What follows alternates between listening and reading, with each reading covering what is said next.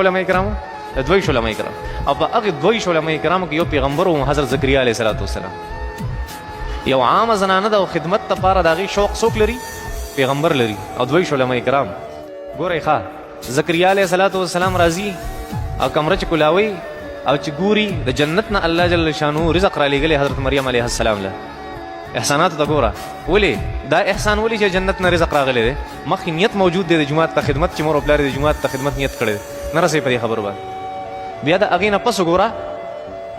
چې زکریا علیه السلام ورننوتو نو یا مریم انا لکی هذا پیغمبر حیران شو دا میوې د کوم ځای نه راغلي پیغمبر چېرته په دې څیزونو حیرانېږي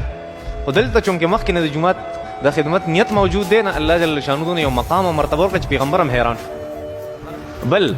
الله جل شانو فرمایي وانبتها نباتا حسنا دا دغلته چې بیبي مریم ناسته ده د عامو خلکو پرورش چې په کال کې څومره کېږي هغه به د حضرت مریم په یو ورځ کې کېدو ماشوم چې په کال کې څومره غټېږي حضرت مریم علیه السلام به په ورځ کې دومره غټېده ولې خوراک د کوم طرفه راتلو د جنت چې خوراک د جنت و د هغې غټېدل هم جنتي و د خبره مې دا کوله چې حضرت مریم علیه السلام الله جل شانو په دونه احسانات دا دونه احسانات ولې د مور او پلار د هغې یوه قرباني وه چې بچی به چېرته وقف کړو د جومات خدمت نو سوچ وکړه دې خبرې ته الله جل شانو حضرت مریم له څه ورکړه علیه السلام یو بله خبره عجیبه بله عجیبه خبره پکې دا ده چې الله جل شانو چې ټول ناشنا خبره ده چې الله جل شانو حضرت مریم له بیا اولاد ورکړو هغه مریم هغه اولاد هغه لوی پیغمبر دی حضرت عیسی علیه السلام کم انسان چې د جومات خدمت ته خپل ځان وقف کړي الله جل شانو د هغه دنیا هم ښایسته کړي آخرت هم ښایسته کړي او داسې عزت ورکوي څنګه چې حضرت مریم له په دنیا کې ورکړو بچو کې ولې څه پیدا کړه علما کرام نه انبیاء کرام نه رسوي په دې خبرو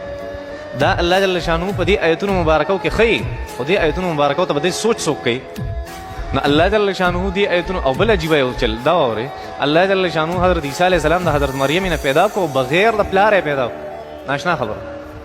اب یہ مستقل پیغمبر پیدا کو چې کتاب ولا ورکو انجیل